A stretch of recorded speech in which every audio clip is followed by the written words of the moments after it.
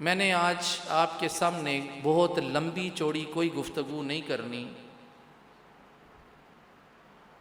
सिर्फ़ और सिर्फ सैयदा पाक की बारगाह में ये हाज़री पेश करनी है कि बीबी जान, हम आपके नौकर हैं, बस आपके नौकर हैं, आपके बच्चों के नौकर हैं, सैयदों के नौकर हैं, आले रसूल के ग़ुलाम हैं। हमें कोई सनद नहीं चाहिए, हमें किसी से कोई दलील नहीं चाहिए, ना किसी को दलील देनी है। सैयदा आप देख रही हैं, हमारे लिए काफ़ी है। कल बरोज़े क़यामत हम सब को अपनी दामन रहमत के नीचे जगह अता कर देना। बस इतनी सी बात है। ना आलिम हूँ मैं, तो चज का तालिब इल्म भी नहीं हूँ, लेकिन अपने दामन में जो खैरात समेट रखी है वो खैरात सिर्फ़ और सिर्फ यही है कि अल्लाह ने और नबी करीम अलैहिस्सलातु वस्सलाम ने हमें एक सैयद की ग़ुलामी के लिए मुंतखब फरमाया हुआ है। मैं असली नस्बी हस्बी पक्के सैयद की बात कर रहा हूँ, क्योंकि मेरे सैयद का कहना है कभी किसी सैयद को पहचान करनी हो ना, तो सैयद कब्रों से पहचाने जाते हैं या टब्बर से पहचाने जाते हैं। बड़ी खुली सी मिसाल है, छुपी ढकी हुई मिसाल नहीं दी है। तो शजरे खंगालना हमारा मकसद नहीं है। हमारा मकसद, हमारा जिंदगी का मुद्दा और हमारा मतलब सिर्फ और सिर्फ ये है कि अल्लाह ताला हमारी इस गुलामी को अपनी बारगाह में कबूल फरमा ले। ऐसे नहीं यार, जरा मोहब्बत से बोलें, आखिर वाले भी बोलें, एक दूसरे के चेहरे क्या देख रहे हैं यार, मेरी तरफ तवज्जो करें। किधर देख रहे हैं आप सारे लोग? छोड़ दें मोबाइल को, बंद कर दें, मेरी तकरीर सुने गौर से आप। मैं जो बात करने लगा मोहब्बत से बोलिए सुभान अल्लाह, आखिर तक आवाज आए भाई। चौधरी साहब के मेहमान ढीले नहीं हो सकते और आले रसूल के मेहमान तो ढीले होते ही नहीं है। शाह जी, ये सैयदा फातिमा तो ज़हरा सलामुल्लाह अलैहा की मोहब्बत में डूबकर अपनी गुनाहों की बख्शिश लेने के लिए आने वालों, तुम्हें मुबारक हो। मेरी बीबी तुम्हें वहां से देख रही है जहां रसूल करीम सल्लल्लाहु अलैहि वसल्लम पूरी कायनात का मुशाहिदा फरमा रहे हैं। यकीन से बैठो, इसलिए कि मेरी बीबी ने आपको मुंतखब किया है अपनी बारगाह में आने के लिए। ये गांव छोटा है कोई? ये आबादी कोई छोटी है? आपसे बड़े ज्यादा लोग अभी बाहर अपने घरों में, आबादियों में फैले हुए हैं। हर किसी को तौफीक नहीं है, तौफीक उसको है जिसको रब ने मुंतखब किया है। तुम खुश नसीब हो चौधरी साहब, आप खुश नसीब हैं। शाह जी, मैं गुफ्तगू का आगाज़ करने लगा था, कहीं और से महफिल देखकर माहौल बदल गया, कहीं और चला गया। ये नात खान लोग हैं, इनके गले बड़े चलते हैं। कभी कभी हमारा भी दिल मचल जाता है यार, कुछ बोले तो सही, पर हमारा गला साथ नहीं देता। चलें, ज़ौहरी साहब ने एक बड़ी मज़ेदार बात की थी। किबला ज़ौहरी साहब जानते हैं आप, अल्लाह ताला ने बड़ा उनको शऊर अता किया था। तो वो कहते थे कि हमने ये आवाज़ें, ये तर्ज और ये साज, इनके पीछे नहीं जाना। वो कहते थे साज मेरा नहीं और तर्ज भी मेरी नहीं, बस कबूलियत हो जाए हमारे लिए यही काफ़ी है। कौनैन जिस दिन आए,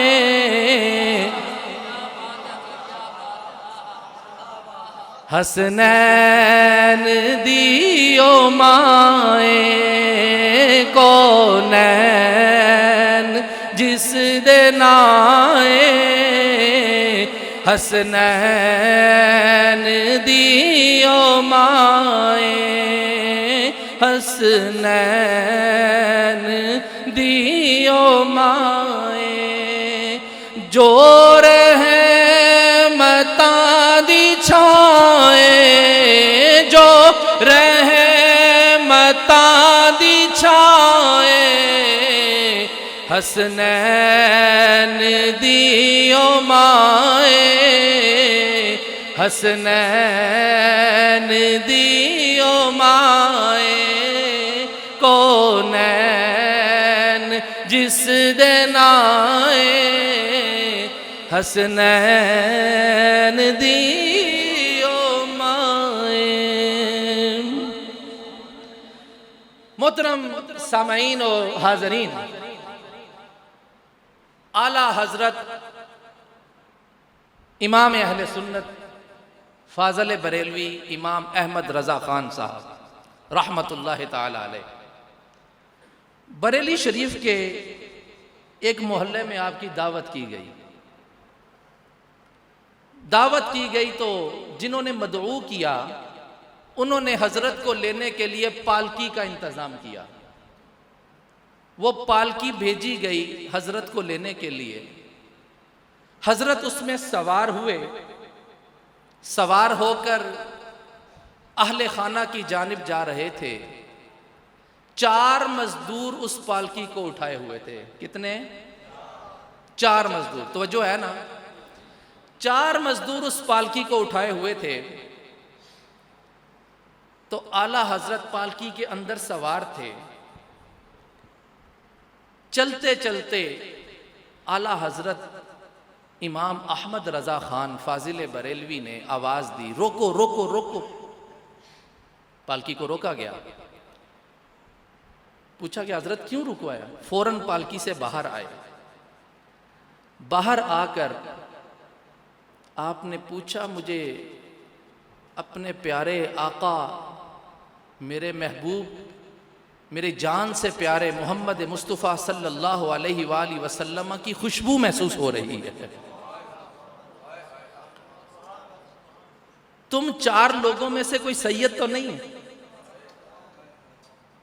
तुम 4 लोगों में से कोई सैयद तो नहीं है? एक मजदूर बोला, हजरत मैं सैयद हूं। अल्लाह अकबर।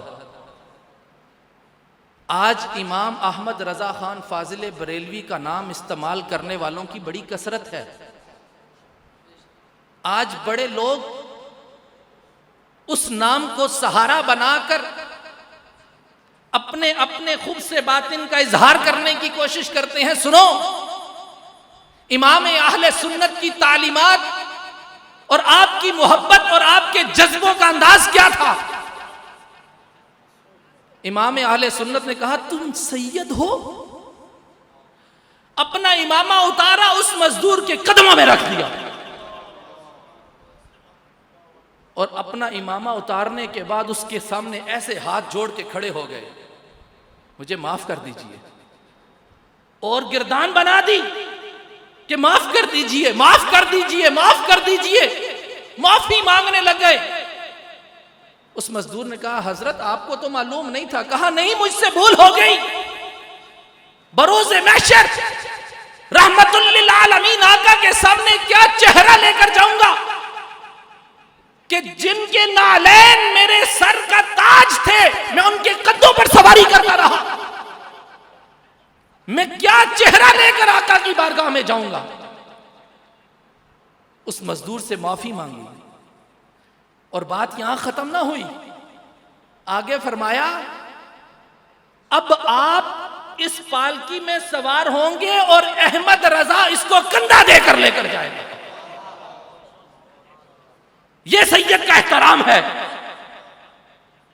ये सैयद का एहतराम है। 1400 साल के बाद सैयदा तय्यबा ताहिरा खातून जन्नत की औलाद का एहतराम यह है।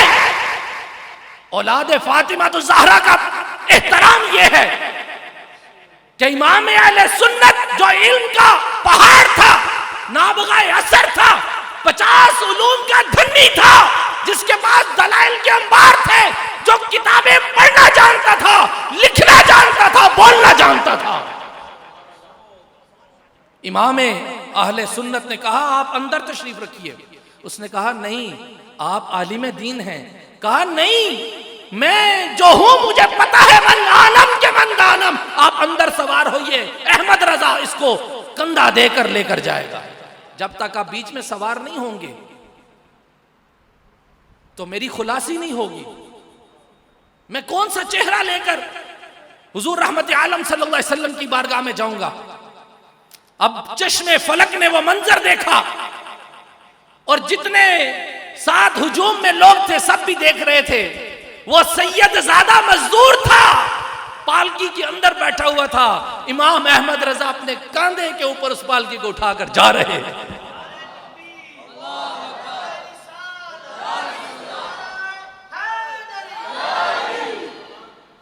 सैयदा पाक से प्यार करने वालों मुबारक हो तुम्हें, तुम्हारे मुकद्दर पर मुबारक हो, तुम्हें तुम्हारा नसीब मुबारक हो, तुम्हें तुम्हारे अगलों पिछलों के सारे मामलात ने बचा दिया है इसलिए कि तुम सैयदा पाक के गुलाम हो गए हो। सैयदा पाक किसी छोटी हस्ती का नाम है। आज के दौर के मुल्ला जो भी कहें यार मुझे इनसे गरज नहीं है, मैं सैयदा का नौकर हूं, मैंने सैयदा की बात करनी है बस। डट जाना, ढिठाई का मुजाहरा करना और अपनी गलती तस्लीम ना करना, ये किसका काम है? शैतान का। किसका? मैं कुरान से बात करूंगा, दलील देने लगा हूं। पढ़िए सूरह बकरा, बिस्मिल्लाहिर्रहमानिर्रहीम। व इज़ कुल्ना लिल मलाइकति इसजुदू लि आदम फसजदू इल्ला इब्लीस अबा वस्तकबरा व काना मिनल काफिरीन। कहा अल्लाह रब्बुल आलमीन फरमाता है जब हमने हुक्म दिया तमाम मलाइका को आदम को सजदा करो, सब सजदे में झुक गए इल्ला इब्लीस, इब्लीस ना झुका, इसने इनकार कर दिया। चाहिए तो ये था कि रब का हुक्म है, मालिक है, खालिक है, वो तुम्हें हुक्म दे रहा है, उसकी बात को माना जाए। लेकिन शैतान को किस चीज का गुमंड था?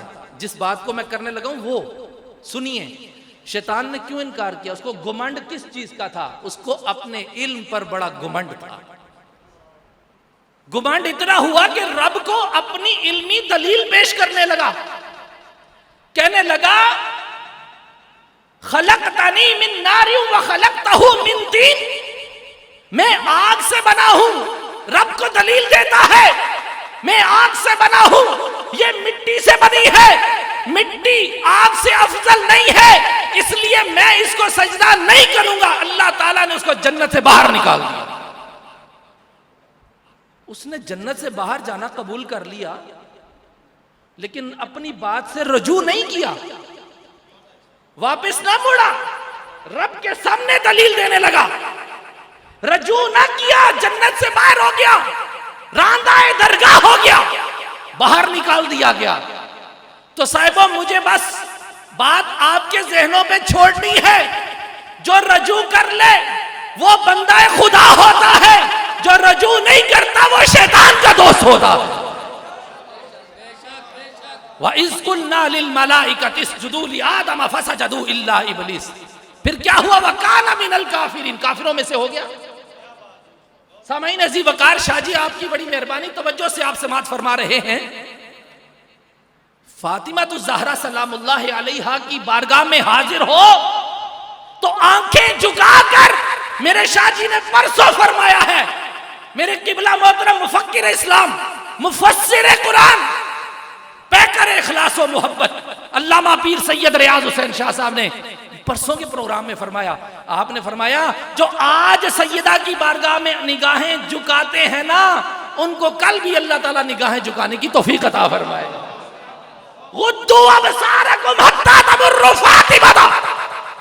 हजरत सैयदा फातिमा तो ज़हरा गुजर रही होंगी, बरोज़े महशर पुल सिरात के दाएं बाएं जितने भी लोग होंगे सब खड़े होंगे, अल्लाह ताला की बारगाह से आवाज लगेगी निगाहें झुका दो, मोहम्मद की बेटी का गुजर हो रहा, निगाहें झुका दो। जिसके लिए रब की बारगाह से इज्जत और एहतराम के लिए आवाज लगे, आज तेरा इल्म तुझे टिकने नहीं देता है, आज तेरा इल्म तेरे अंदर आग पैदा कर रहा है, आग लगा दो ऐसे इल्म को जो नूर की जगह नार बनाता है, और कबूल कर लो ऐसे इल्म को जो तुम्हें नूरानी कैफियत में ले जाता है। ऐसी किताबें दलीलें लेके आ जाती हैं, भाई दलाइल हैं। नबी की बारगाह में, अल्लाह और उसके रसूल की बारगाह में मेरा रब खुद आले बैते अतहार की ततहीर फरमा रहा है। नहीं तो मैं बता देता हूं, आइए कुरान से एक दलील पेश कर देता हूं। अल्लाह रब्बुल आलमीन ने, बड़ी मोहब्बत से गौर से सुन रहे हैं आप, सलामत रहें यार, पूरी तवज्जो रखें मेरी तरफ, बस मैंने आपको ज्यादा टाइम नहीं लेना और 10-15 मिनट में छोड़ दूंगा। अल्लाह रब्बुल आलमीन ने जब हुक्म दिया इब्राहिम और इस्माइल को काबे की तामीर करो, किसकी? काबे की तामीर करो, जब मुकम्मल हो गया तो अल्लाह रब्बुल आलमीन क्या फरमाता है? वाहिदना इला इब्राहीमा व इस्माईला अन तहिरा बैतिया लित्ताइफीना वल आकिफीना वर्रुक्काइस सुजूद। मतलब क्या है? जब ये मुकम्मल कर बैठे ना तो अल्लाह ताला फरमाता है हमने फिर जिम्मेदारी लगाई इब्राहिम और इस्माइल की, दोनों की जिम्मेदारी लगा दी। क्या? आप काबे को साफ सुथरा कर दीजिए, पाकीज़ा कर दीजिए। घर अल्लाह का, ड्यूटी इब्राहिम और इस्माइल की साफ करने की। क्यों साफ कीजिए? लित्ताइफीना, तवाफ करने वालों के लिए, वल आकिफीना, एतकाफ करने वालों के लिए, वर्रुक्काइस सुजूद, और उनके लिए जो रुकू और सजदे करेंगे यानी नमाजें अदा करेंगे। किसके लिए साफ करें? हम जैसे गुनाहगारों के लिए, कयामत तक आने वाले मोहम्मद के गुलामों के लिए सल्लल्लाहु अलैहि वसल्लम, हम सब के लिए। काबे को अल्लाह रब्बुल आलमीन ने सफाई करने के लिए इब्राहिम अलैहिस्सलाम की ड्यूटी लगा दी, जिम्मेदारी लगा दी कि ये जो गुनाहगार आएंगे ना, गंदे गंदे जिस्म लेकर, गंदे बदन लेकर, गंदी सोचें लेकर, इनको साफ और पाक करने के लिए कहा कि इनको जरा सफाई करने के लिए काबे को देखेंगे, काबा को देखते साथ अल्लाह इनको साफ फरमा देगा। हजर अस्वद काबा मुअज़्ज़मा के अंदर नस्ब है। नबी करीम अलैहिस्सलाम का फरमान आलिशान है, जिसने हजरे अस्वद को चूम लिया इन गुनाहगार होंठों से, गोया उसने रब की बाहों में बाहें डाल दी, रब की बाहों में बाहें डाल दी। इतना अजर हजरे अस्वद का। फिर काबे की नजाफत, नफासत, पाकीज़गी की बात हुई तो काबे को पाक कर दिया गया हम लोगों के लिए। हदीस मुबारका है, जो काबा मुअज़्ज़मा के सामने बैठ जाता है वो कुछ ना करे, कोई इबादत ना करे, कोई जिक्र ना करे, सिर्फ इन गुनाहगार आंखों से काबे की ज़ियारत करे, अल्लाह रब्बुल आलमीन उसको 20 नेकियां हर लम्हे अता फरमाता रहता है। मोहब्बत से बोलिए ना यार, 20 नेकियां। हदीस और भी है लेकिन मैंने जरा आगे बढ़ना है। कहा कि अल्लाह ताला उसको 20 नेकियां अता फरमाता रहता है। किस लिए? कि काबे को देखना है, अल्लाह का घर है, इब्राहिम ने साफ किया।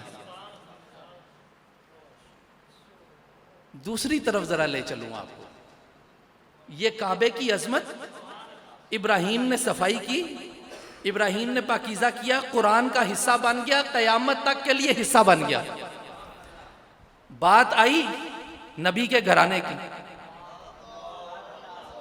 यार मोहब्बत से यार, ऐसे नहीं यार, इंसाफ करो मेरे साथ, जरा मोहब्बत से बोलो।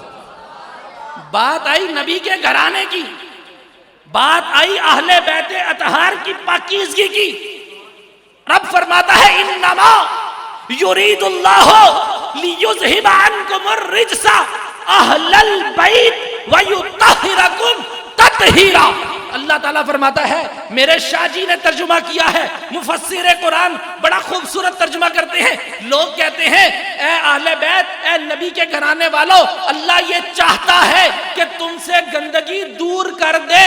ना ना ना, मेरे अहले बैत के अजीम इमाम मेरे शाह जी ने तर्जुमा किया, ए नबी के घराने वालों, खुदा तो चाहता यही है कि तुमसे हर किस्म की नापाकी को रोक के रखे, दूर नहीं कर दे, रोक के रखे।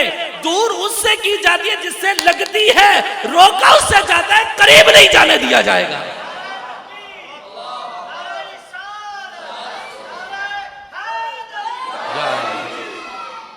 नबी के घराने वालों, खुदा तो चाहता यही है। एक है खुदा की चाहत, यह है खुदा की सिफ्त। खुदा की सिफात कब से है? कोई जान सकता है? नहीं जान सकता। जब से रब की जात है, खुदा की सिफात है। ऐसे ही है, जब से रब की जात है, जब तक है तब तक है। जहां जब से और तब से का मफहूम खत्म हो जाता है, ये बात सिर्फ मैंने समझाने के लिए की है। वो तो अजली है, समदी है, सरमदी है। वो जात तो वो है जो हय्यो कय्यूम है। जब से वो है, उसका इरादा है कि नबी के घराने वालों तुम्हें पाक रखे, तुम्हें पाक रखे, कोई गंदगी तुम्हारे करीब नहीं आने देगा। एक है इब्राहिम की ताकत, एक है रब की ताकत। इब्राहिम को कहा जितनी तेरी ताकत उतना काबा पाक, जितनी मेरी ताकत आले बैत पाक। मोहब्बत से यार, ऐसे नहीं। कारी साहब, जितनी रब की ताकत, रब ने कहा जितना, जो अहले बैत को पाक करने के लिए मैं खुद इरादा करता हूं। अपने घर की पाकीज़गी की बात आई तो इब्राहिम और इस्माइल को दे दी। नबी के घराने की बात आई तो कहा मैं रब खुद पाक करने वाला हूं, मैं रब खुद पाक करने वाला हूं। जब मेरा रब अपने नबी के घर को पाक करने वाला है, तो साहिबो मेरी बात अब यहां पहुंची गई है कि जिसको मेरा रब, ओ यार मैं और आप चले, हमारे पास इल्म नहीं है और हमें ऐसा इल्म चाहिए भी नहीं जिसके अंदर बेअदबी हो। हम बे इल्म ठीक है पर अदब वाले ठीक है। हमारे पास अदब होना चाहिए, अदब की दौलत है तो सब कुछ है। किबला शाह जी ने अपने मौजूदा कालम के अंदर जो लिखा, बड़ी खूबसूरत बात लिखी। आपने कहा कि अपने इल्म को ना 100 मन, अगर बेअदब हो गए हो ना, बेअदब हो गए हो तो 100 मन लकड़ी लो और उसके ऊपर 100 मन पेट्रोल भी छिड़को, फिर उसमें आग जलाओ, फिर अपने उस बदनसीब इल्म को, बदबख्त इल्म को पोटली बनाकर नजर आतिश कर दो, इसलिए कि वो तुम्हें दोज़ख में लेकर जाएगा। कारी साहब गदे शाह जी एक खोते होते किताबें रख दो तो आलम ही दीन बन जाते। हद हो गई है, कमाल करते हैं। आलिम दीन उस वक्त तक, मेरा अकीदा है, मेरे शाह जी का भी ये अकीदा होगा, मेरा अकीदा है, आलिम दीन उस वक्त तक आलिम नहीं बनता जब तक अहले बैत की गली से नौकर बनकर नहीं गुजरता। ये किबला शाह जी का दिया हुआ अकीदा है। सैयदों के गुलाम ये भी बैठे हैं, हम भी हैं, ये सब भी, ये जितनी रौनक नजर आ रही है, ये सादात के महकते हुए गुलाब खुशबू बखेर रहे हैं। अल्हम्दुलिल्लाह, अल्हम्दुलिल्लाह। तो मैं आपके सामने भाई गुफ्तगू ये कर रहा हूं, जो आयत पढ़ी थी मैं उधर तो गया ही नहीं, बात और तरफ चली गई। आपके ज़ौक़ को देख के मैंने भी टर्न ले लिया, नहीं तो शाहजी भी जानते हैं गुफ्तगू तो कुछ और थी। बात तो की थी हमने इन्ना अतईना कल कौसर पर, चले मैं उसकी भी बात करके फिर अपनी गुफ्तगू को आगे लेकर चलता हूँ। लेकिन उससे पहले ज़रा सुन लो, मौला अली पाक करमल्लाहु वजहुल करीम और बीबी पाक सैयदा खातून जन्नत नबी पाक सल्लल्लाहु अलैहि वसल्लम के सामने बैठे। हुज़ूर रहमत आलम सल्लल्लाहु अलैहि वसल्लम ने पूछा, फातिमा क्या जानती हो मैंने तुम्हारा नाम फातिमा क्यों रखा? क्यों रखा? कहा मुझे रब ने मेरी जुबान पर यह जारी फरमाया कि बेटी का नाम फातिमा रखना। मैं लुगत की किताब भी आज पढ़ रहा था, किबला शाह साहब की तफसीर तबसरा भी पढ़ रहा था और तफासीर भी मैंने खोली, तो फातिमा फतमा से बना, जिसका मतलब है छुड़ा देने वाली। हमारे अहले लुगत ने यह भी तर्जुमा कर दिया जहन्नुम से छुड़ा देने वाली। मतलब यह है, नबी पाक सल्लल्लाहु अलैहि वसल्लम ने फरमाया, ऐ मेरी बेटी, जो तेरे नाम से प्यार करने वाला होगा ना, अल्लाह उसको जहन्नुम की आग से दूर फरमा देगा। जो तुझसे प्यार करने वाला होगा, जो तेरी औलाद से प्यार करने वाला होगा। हजरत इमाम मूसा काज़िम अलैहिस्सलाम आप फरमाते हैं कि जिस शख्स ने अपने घर में अपने बच्चे का नाम मोहम्मद और बच्ची का नाम फातिमा रख दिया, उस घर के अंदर गुर्बत आ ही नहीं सकती है।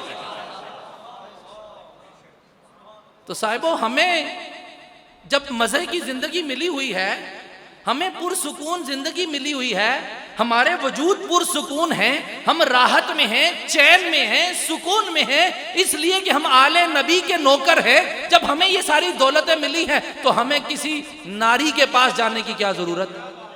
हम क्यों किसी नारी के पास जाएं भाई? हमें किसी ऐसे शख्स से मिलने का कोई शौक नहीं, कोई चाहत नहीं, कोई तमन्ना नहीं, कोई तलब नहीं जो रांदा दरगाह हो गया है। हमें उसी के साथ मिलने का शौक है जो हमें उठाए और हुजूर की बारगाह में पहुंचा दे। आपका नामे नामी इसमें गरामी बतूल भी है। कुरान कहता है वता बत्तल इलैहि तबतीला, दुनिया से कट जाने वाली, रब से जुड़ जाने वाली। फिर आपके नामे नामी इसमें ग्रामी एक ज़हरा भी है, एक नूरानी कली ज़हरा। सुनिएगा तवज्जो से, ज़हरा उस औरत को भी कहा जाता है, बस उसी औरत को कहा जाता है और किसी को नहीं कहा जाता। ज़हरा उसी एक को कहा जाता है जो जनाना आवारिस से पाक होती है।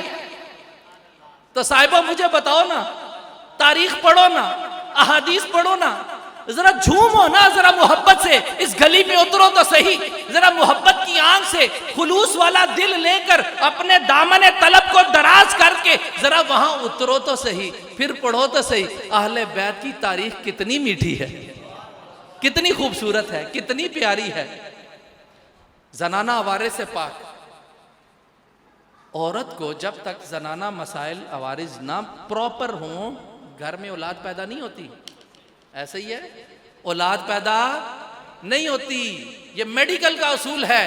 मगर क्या करें, ये तो कायनात ही और लोगों की है, जिनको आला हजरत ने कहा था तेरी नस्ल पाक में है बच्चा बच्चा बच्चा बच्चा, तू है ने नूर तेरा सब घराना नूर का, तू है ने नूर तेरा सब घराना नूर का। आला हजरत ने वैसे नहीं कह दिया था। सुनो जो बात सुनाने लगा हूं। हजरत सैयदा तैयबा ताहिरा फातिमा ज़हरा सलामुल्लाह अलैहा के घर हजरत इमाम हसन पाक की पैदाइश होती है। रमजानुल मुबारक की 15, कौन सी?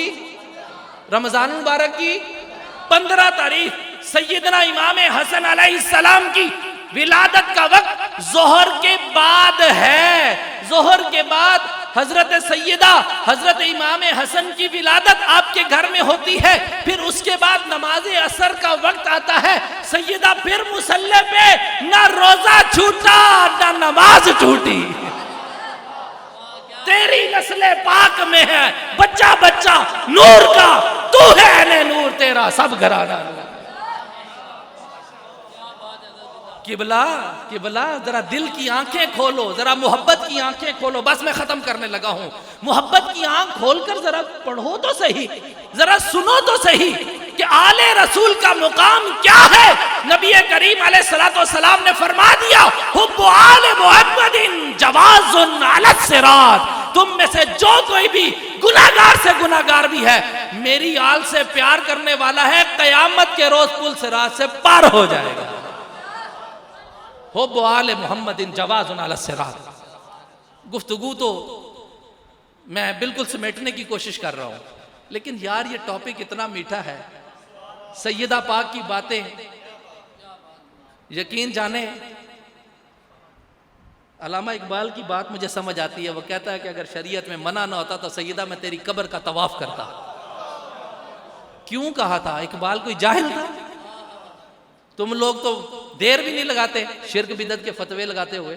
लेकिन छोड़े, मुझे उसकी बात नहीं करनी। बात तो ये करनी है कि इंसान के अंदर जब इश्क तड़प जाता है, मौजज़न हो जाता है, उसके अंदर जज्बे मचल जाते हैं, तो फिर उसको महबूब की गली के अलावा कोई रास्ता नजर नहीं आता है। उसको काबा भी महबूब की गली में नजर आने लग जाता है।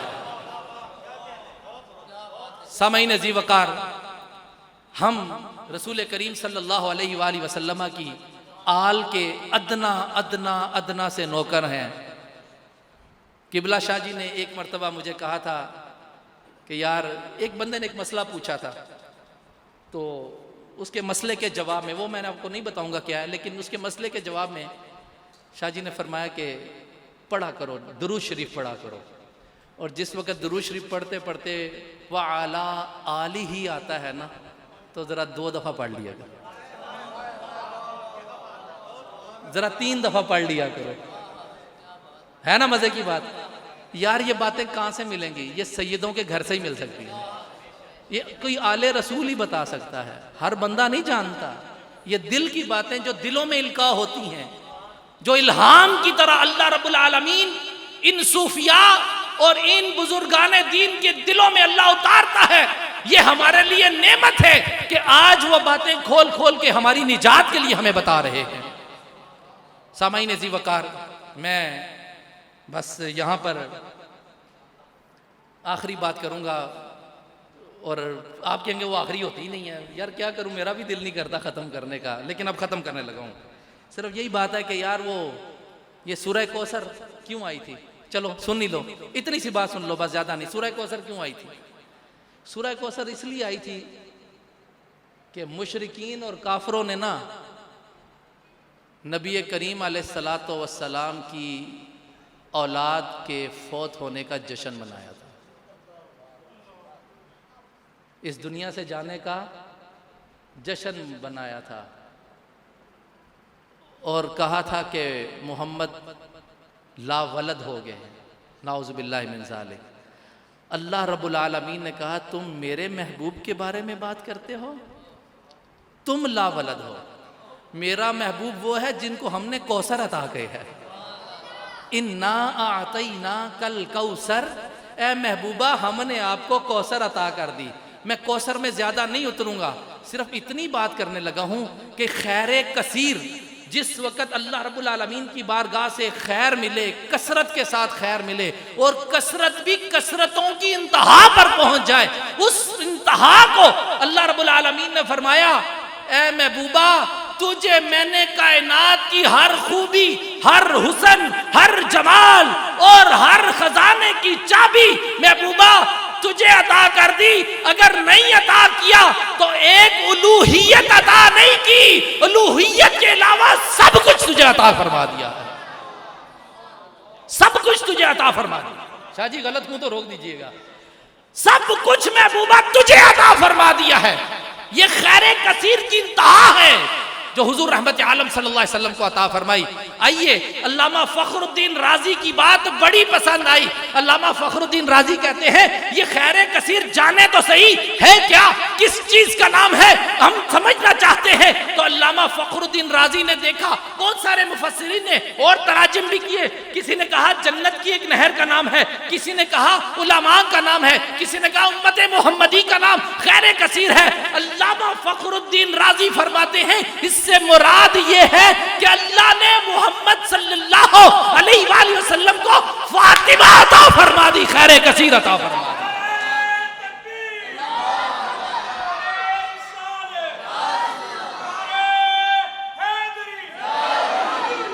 सैयदा तय्यबा ताहिरा खातून जन्नत अफीफा ज़किया आबिदा मुलाइकतुल अरब, फरमाया अल्लाह ताला ने फातिमा तो ज़हरा अता फरमा दी। मतलब यह है फातिमा और उसकी औलाद जितनी है सब खैर कसीर है। ये वो लोग हैं जिन्होंने अपनी जानें कुर्बान कर दी, मोहम्मद अरबी के दीन का परचम सर निगू नहीं होने दिया। आज अगर हम इन मस्जिदों में बैठकर अल्लाह और उसके रसूल का दीन बयान करते हैं, और अगर हम नमाजें पढ़ते हैं, हम रोजे रखते हैं, हम अपने दीन के अहकाम अदा करने में आजाद है, तो ये सब कुछ अल्लाह रब्बुल आलमीन ने आले मोहम्मद के सदके अता फरमाया है। गुफ्तगू इसके अंदर और भी हो सकती थी, लेकिन अल्लाह ताला ने फरमाया महबूबा वो जो तुझे कहते हैं ना आप ला वलद है, आपकी औलाद नहीं है। देखो लोगों का दस्तूर निराला, हमारा दस्तूर और है। लोगों का दस्तूर ये था कि मर्द से औलाद चलती है, बेटों से बेटे, बेटों से आगे औलाद चलती है। मगर नबी करीम अलैहिस्सलाम की बारी आई तो फरमाया आपकी बेटी से औलाद का सिलसिला चलेगा। फिर फरमाया इन्ना शानिया का हुवल अबतर, महबूबा जो आपका दुश्मन है वही अबतर है, वही अबतर है, वही गुमराह है, वही बदकार है, वही फासिक है, वही फाजिर है, वही लावलद है। बस मौलाना आखिरी जुमला आपके नाम छोड़कर ये जा रहा हूं कि खुदारा कुरान को मोहब्बत की आंख से पढ़ो, शैतान का रास्ता छोड़कर रहमान के रास्ते पर आओ। अल्लाह ताला तुम्हें और तुम्हारे इल्म को सही रास्ता अता फरमा दे, अल्लाह ताला तुम्हें हिदायत अता फरमा दे। और हुजूर अलैहिस्सलातु वस्सलाम की बारगाह से अगर तुम धुतकारे गए हो तो फिर इसका इलाज कोई नहीं है। लेकिन हम नबी करीम अलैहिस्सलातु वस्सलाम और आपकी आल, आपके असहाब के नौकर हैं और आपके एक एक सहाबी पर यकीन और ईमान रखते हैं। अल्लाह ताला मेरा और आपका हामी और नासिर हो। व आखिर दावाना अल्हम्दुलिल्लाह।